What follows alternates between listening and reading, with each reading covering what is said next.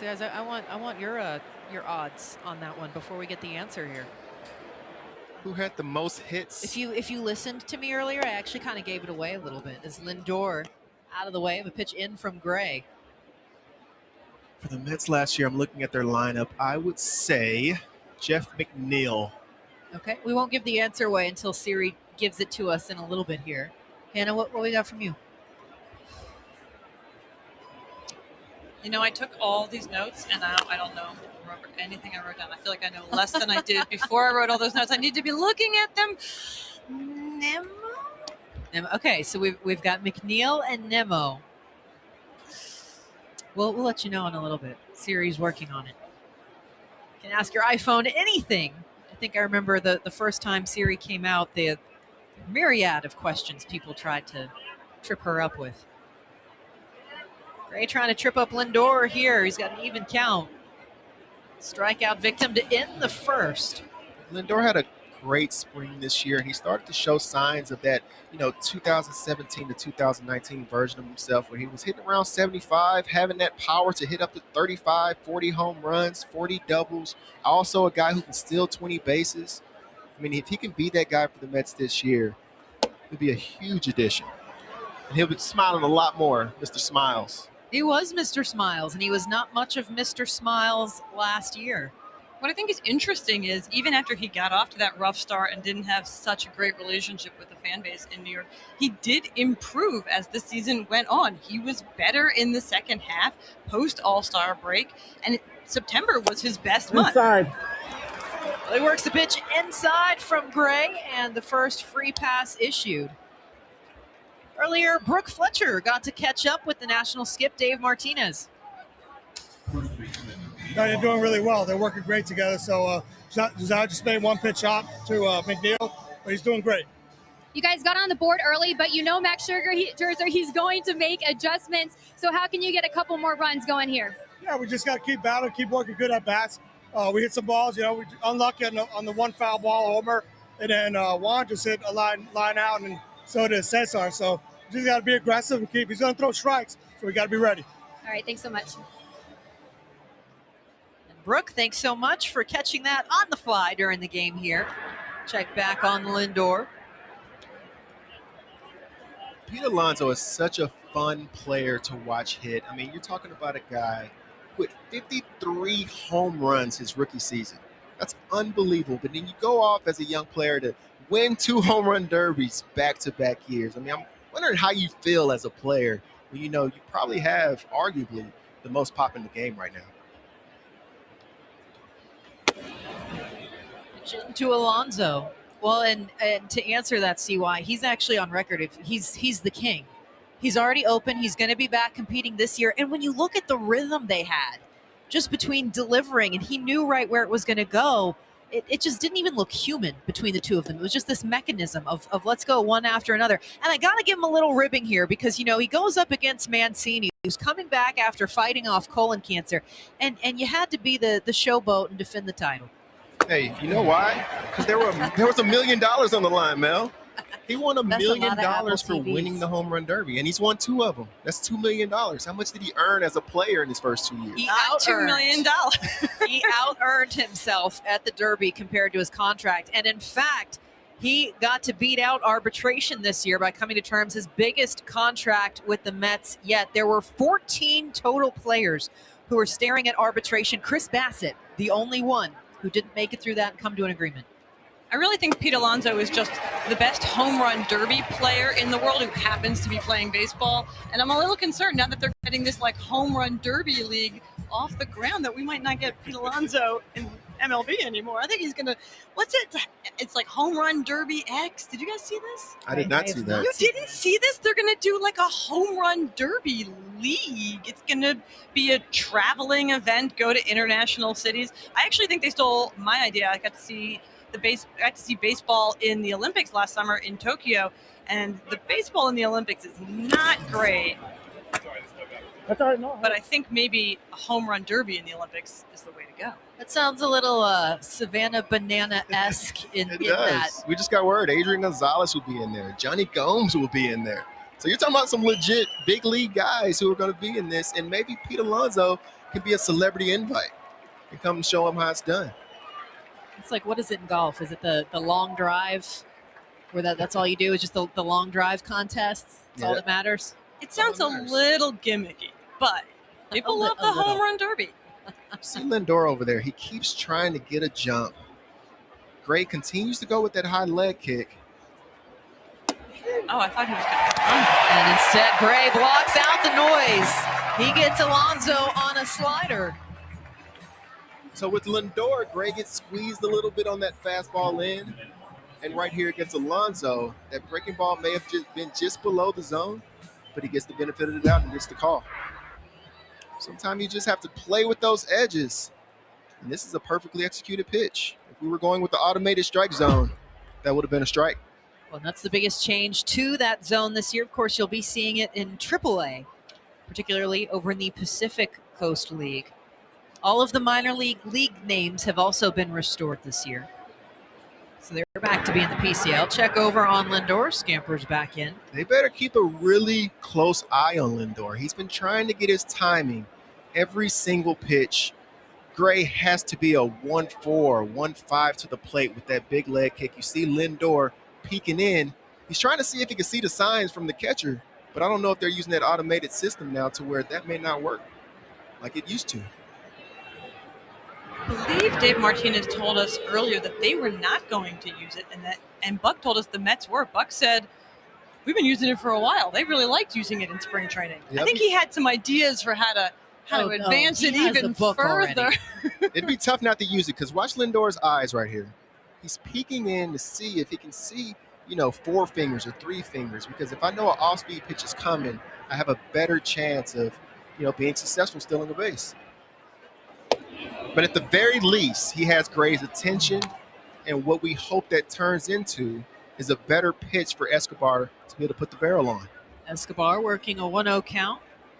See why I'm interested. You brought up if he's putting down the signs, that's something Lindor can look for. So do you think that automated pitch comm, is that going to change the stolen base game as well? I think it'll affect it. When you're always looking for some type of way to get as much information as possible. It's so hard to steal bases. You have a lot of catchers. I mean, we saw Ruiz throw out Marte yesterday, and Marte is one of the most successful base stealers in the game. And you see Ruiz throwing guys like that out. I know I need the best jump possible to be able to, have a good success rate. And I'm not going to go unless I know I can make it. They're trying to make it a little bit easier with bigger bases coming to baseball. Partially, that's a health issue. They don't want guys' feet getting run over at first. But partially, it's because they want to ever so slightly shorten the distance between bases, maybe get a few more stolen bases every year. And Gray finds his way with the strike. So about 50% of the clubs starting the season have opted to use that pitch comm technology, and you are seeing that even 50% tonight. Again, all of the Mets all in on going for it. The Nationals, not so much. We didn't really hear that anybody was going to be using it. When you think about those two managers between Buck and Dave, that might surprise you that each is where they are in that decision. But nonetheless, here they are. And Hannah, to your point with the bases, second base will also be taking a shift as well. We've been trying to imagine the geometric layout of it, but the word was that really going back to the 1800s, it was inaccurately designed, and it will be just shy of 2 feet closer to first. Oh! This is typical big league pitching right here, and this is something that's very different from going from the minor leagues to the big leagues. When you get in those hitters counts, Mel, when you get in AA, AAA, I do. You'll see a lot of fastballs in those counts. But in the big leagues, guys can throw anything at any time when they need a strike, and that allows them to get back into good counts, to help their chances of success. It takes confidence to do that. The Mets starter yesterday, Tyler McGill, starting in place of Jacob deGrom, who is back on the IL, showed that confidence. That's something that both Buck, his manager, and Billy Epler brought up, the way that he was using pitches in a hitter's count that maybe a young guy wouldn't feel comfortable using. Runner at first, trying to keep it tied, but a rope into right. Eduardo Escobar lays this one down. Soto has to go into the corner. Stop signs up for Lindor as he slides into second. Escobar is safe, And it's a double. Mets moving up second and third with just one away here in the fourth. It's a great way to work in that bat. You get ahead in the count 2-0. The pitcher works his way back, and at that point, you can't let up. You still have to execute your pitch. Right here, yes, he has a good breaking ball, but when you leave it up in the zone like that, that's a barrel ball for many hitters in the game, and Escobar is able to take advantage and then run the bases really well to be able to go, to get a double out of it. Well, we've acknowledged that early on in the season, pitchers are still watched pretty closely on their counts. I did mention this. Gray falling off that first pitch strike record in the third. He started out 5 of his first 7, but since then, 1 of 7 they have been for a ball. There's not too many guys you would like to have in this situation, more so than Robbie Cano. I mean, an ultimate veteran guy. He's going to try to get something up in the zone early in the count, something that he can drive to the outfield and add another run to the board.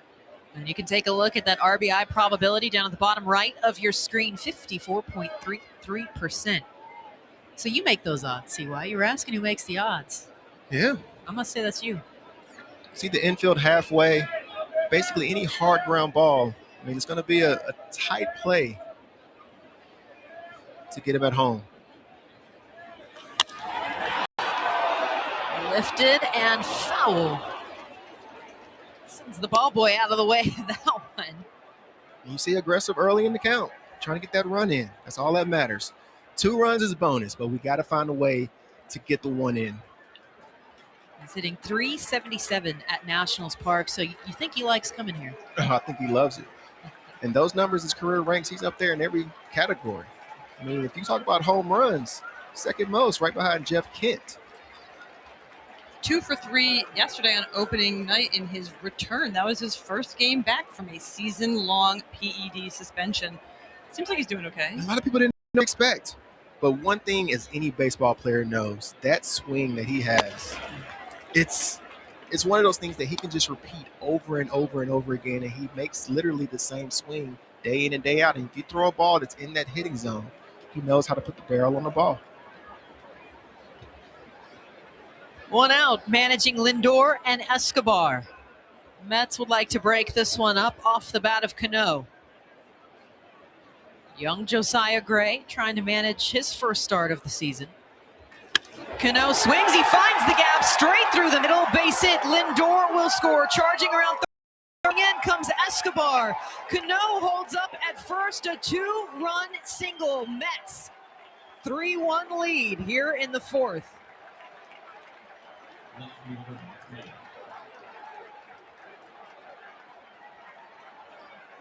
Robbie Cano, the ultimate hitter, able to just wait, be patient enough to get something up in the zone, drives it through the middle of the field, and get the bonus run to get both guys in. And that will... After that, you also have Soto, who makes a great play. These kind of plays are overlooked from time to time, but keeping Cano on first base keeps the double play in order. And Soto, as an outfielder, what's your role to, in the outfield is to control the game and control the big innings. So him being able to keep Cano on first base keeps Gray in a good position to get 1 pitch out, to get out this inning.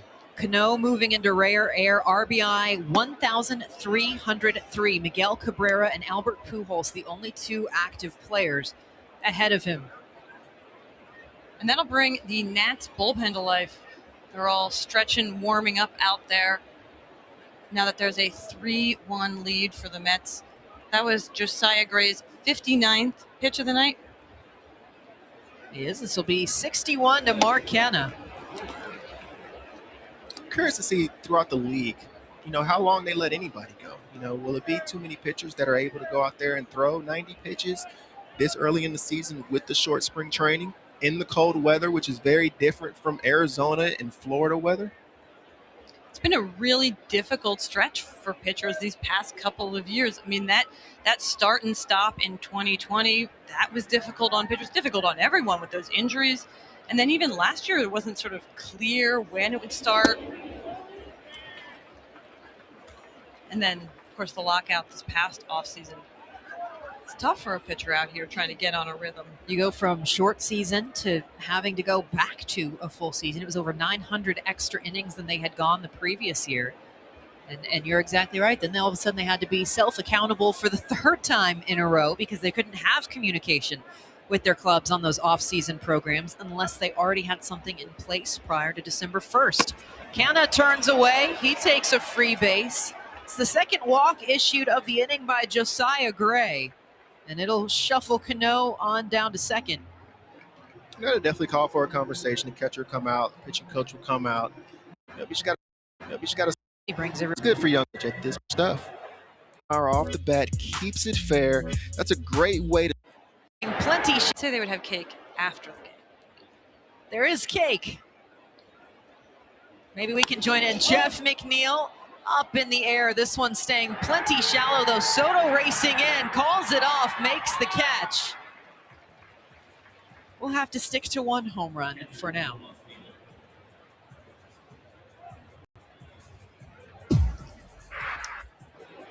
And Jeff McNeil's trying to jump him. Right after a meeting, you understand that the pitcher wants to attack the zone. He got a pretty good pitch to hit right there up in the zone. He just missed it. It happens. You saw how hard on himself Jeff McNeil can be in that replay. He's already got a home run tonight. He was bummed to pop out. Well, yeah, no matter what you did last at bat, you don't carry that over. Baseball players have very short-term memories. And you can't hold on to that because the next thing you know, you're 1 for 4 and 1 for 5. It doesn't feel like a great day. 2 outs, 2 on. Gray, Tonito, outside. He's got the book on him now, though. He's got the home run. He puts Josiah Gray in that book. Yeah, he's in the book, and that's all that matters. All the hitters out there in the world know if you hit 1 home run off of a pitcher, no matter if you're 1 for 10 with 9 strikeouts, if that one is a home run, that pitcher can't see you. You got it. You have him in the book. You own him, actually.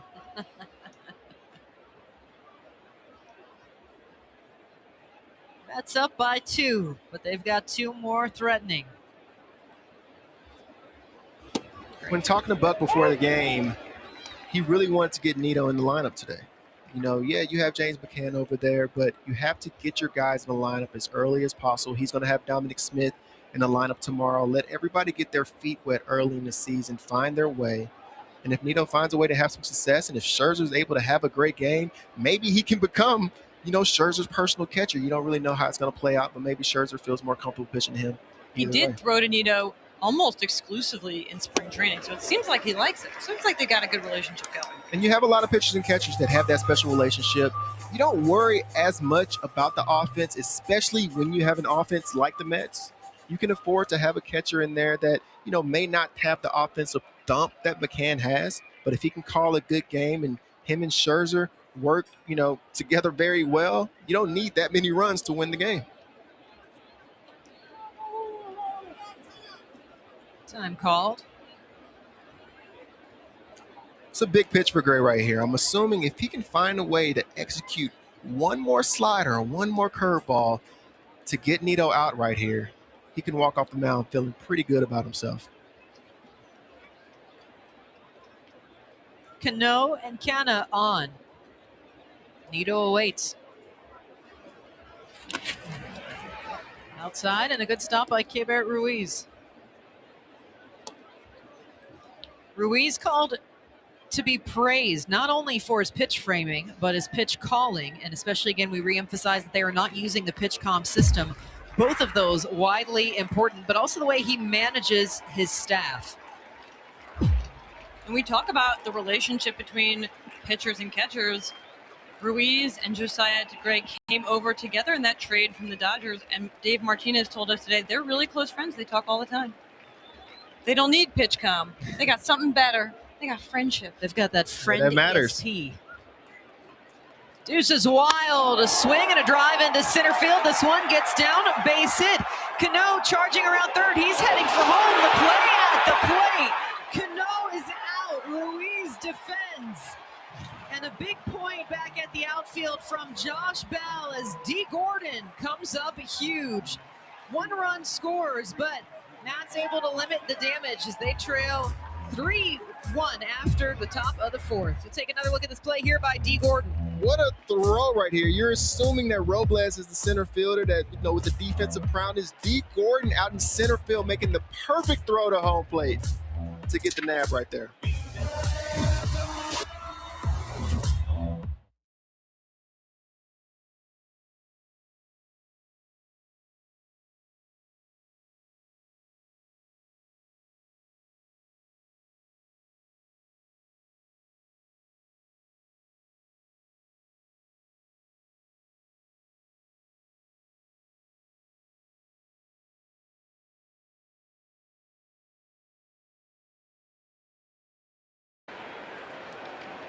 Max Scherzer back out on the bump. It's a Mets lead.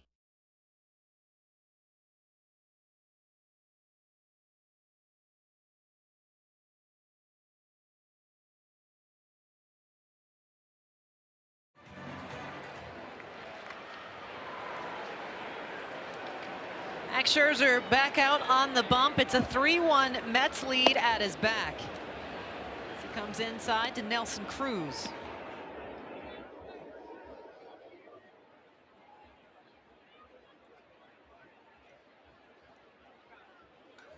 Six hits for the Mets. Cruz adding one of his own here. Drops this in for a single to right field. And earlier, Brooke Fletcher got to catch up with Buck Showalter. Oh, it's just fun watching him compete and pitch at a high level. You know, especially this late in his career, he's a pleasure to have around. He's a baseball player that happens to be a pitcher, not the other way around. Your offense got something going thanks to the birthday boy with that homer in the third, and then Cano, 3 hits in 2 games. How impressed have you been with his performance? No, Robbie's a guy you never sell short. He's on I don't want to say a mission, but you can tell this season and getting back on the field, something he's really missed, and he knows it was self-inflicted, and he's done the right things. All right, thank you so much. And again, that was Buck Showalter. They're talking about Max Scherzer in his 15th major league season. This is his 5th different team. Of course, again, his first return to Nationals Park. And he mentioned, he doesn't hold it personally. He does pitch lights out against his former clubs, but he said it's part of the game these days. It's so fluid for guys to not be able to stay with clubs for that same period of time. Of course, we saw the Freddie Freeman deal with the Braves earlier as well on the other side of things as Bell fouls this one away. But there's only 3 players to have tenures as long as Scherzer who actually were able to stay with the same team. This goes all the way back from the mid-'70s. You have Felix Hernandez, Mariano Rivera, and Adam Wainwright. Of course, Seattle, New York, and St. Louis with that. It's a very, very tough thing to do. I want to elaborate a little bit on what Buck said when he said that Scherzer is a baseball player who just happens to be a pitcher, a position player who happens to be a pitcher. Scherzer is one of those guys, when you're in a clubhouse, when you're in the dugout and you're playing with a pitcher, they pitch one day and then the rest 4 days, they're pretty much tapped out. They go in the clubhouse, they're watching the game, but they're not really students of the game. Scherzer is a guy. Bell with a power out, up, back, and let it fly. Josh Bell with a 2-run moonshot. And we are all tied at 3. Josh Bell, 260 guy, can hit 30 home runs every season, and he finds a way to put the barrel on the ball and hit this ball 443 feet, 112 miles an hour off the bat.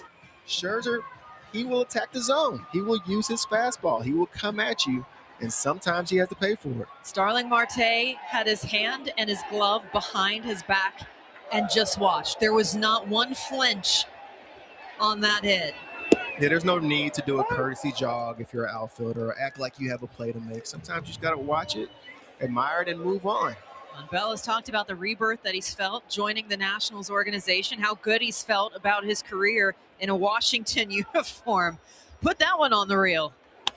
And he grew up a Rangers fan, particularly enamored by Nelson Cruz, so it must feel pretty good to drive him in. We should see Josh Bell get a lot of RBI opportunities this year with Juan Soto and Nelson Cruz batting ahead of him. That's always been a concern for the Nationals with Soto, is what kind of protection he has behind him. And now they have both Cruz and Josh Bell. Ruiz keeps this one on the ground. The scoop from McNeil over to first. And he's retired. Josh Bell. You gotta love what he does here. Ring the bell. Ooh, that is center cut right down the middle. I'm gonna challenge you, and sometimes you gotta pay the piper. Josh Bell putting the barrel on that ball, and that's a beautiful thing. Upper deck here in National Stadium with the wind. The wind had nothing to do with that ball. Nothing to do with us either. But it had our papers flying all over the place that nobody was Everywhere. ever able to see.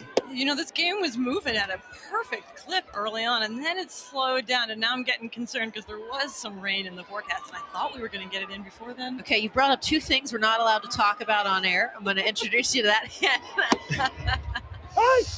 You're all good. 1-1 count for Yadiel Hernandez, who had the sacrifice fly the first run for the Nats in the second. Let me guess, is it how quickly the game is going and whether or And not the we're going to weather. get rained on? Yes. Yeah, I figured that out.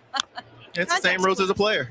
Same rules as a player. You're allowed to talk about it, but you just also have to be prepared that you take the full brunt of blame when something inevitably happens. Putting the winter coat on here in April. But a little more about Scherzer, like I was saying earlier, when he's in the dugout and he's not on the mound, he's still very locked into the game. He's asking me questions. He's asking, what am I thinking on the bases? You know, why am I positioned this way? What am I trying to do in this situation? And what it does in turn is when he's on the mound, he's able to think like a hitter. He's able to think like a base runner, and he understands what adjustments he needs to make to be even more successful and continue to go the way he's going, which is why he will be a Hall of Famer.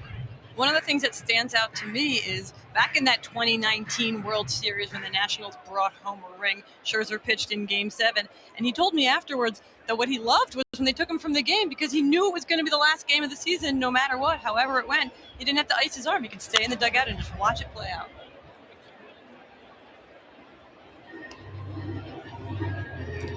Hold up here for a minute. Yadiel Hernandez is going to get to take his time. We've got the ball person jogging down the line in their parka as it rolled just beyond the first base umpire again, and that goes to a lucky fan. Oh, and we hand it off to a kid. That's the play right there. Man, that's what it's all about. If you come to the game, you have a glove in hand, you deserve a ball. I went to so many games as a kid. We used to go to games at the Astrodome. We're sitting up in the upper deck, and we felt like we had such a good chance to get a foul ball, and I never had the opportunity. So my goal here in the booth at some point this year Oh, Lord. Don't say that. is to get a foul ball. You better bring your glove. I mean, How do you feel about adult fans bringing gloves to games? I love it. Okay. I love it. Whatever it that takes. point. Hey. Here's my caveat: as long as they're not running over a child who's en route to the same ball, that's where I draw the line. No, if you're a grown up and you catch a ball, it is mandatory that you give the ball to a child. Also, yeah, Period. You going to do that, CY? If you catch a ball up here, you're going to give it to a child? no, because that's living out his childhood dream. No, I will. I said I want to catch a ball. That's all I Oh, want. you I don't just need want to the keep catch. a ball. I have a million balls at home. Like a show All right. fisherman. Who's bragging now? Ground ball to first. Pete Alonso makes the out. Let's send it back to LG in the studio. She's got a Giants update for us. Yes, Melanie, the Marlins Giants here in the Bay Area. We have some free baseball, and who doesn't love free baseball? Bottom 10th, Darren Ruff on first, hard hit ball there to left field. Jorge Soler trying to make the play, hits his cutoff man, but not in time for Darren Ruff to score the walk-off here. 6-5, the final score. Check this out, guys. This is the first seasoning open walk-off since 1987 for the Gigantes. A little bit of trivia time. Do you know who did it last? I think we're going to go with Chili Davis here. What an incredible feat out in the Bay Area as Michael Franco with a 1-0 count. Scherzer working back in that fastball for a strike. This was a guy who came out. He had one of the longest first games back to spring training this year, 70 pitches plus, and just did not care that what you were supposed to be doing. He was ready during the lockout. He had a home program. And you think, one, he's been in the league 15 years, but two, it's like you mentioned earlier, Hannah, those odd times we've had the last three have kind of taught these guys self-resiliency. You talk about those odd years we've had. Max's wife, Erica, said earlier that this return would feel a little bit like closure on that 2019 championship season because they haven't, he was back, he was playing with the team in 2020 and 2021, but there weren't full crowds, fans. Foul ball. Count stays the same for Franco. So I hope the fans are giving Scherzer a little love, giving them the love that they needed. Oh, we're going to give it to a kid? I mean, I don't see any kids in the vicinity. So you give him a pass? I think if a kid doesn't ask for it, I mean, he's looking around. If nobody asks for it, you don't have to go out your way for it. Strikeout for Franco. He gets caught looking at a changeup against Scherzer, and that draws the fourth to a close, but not before Josh Bell, that big 2-run bomb. And the Nationals staying in this one just even.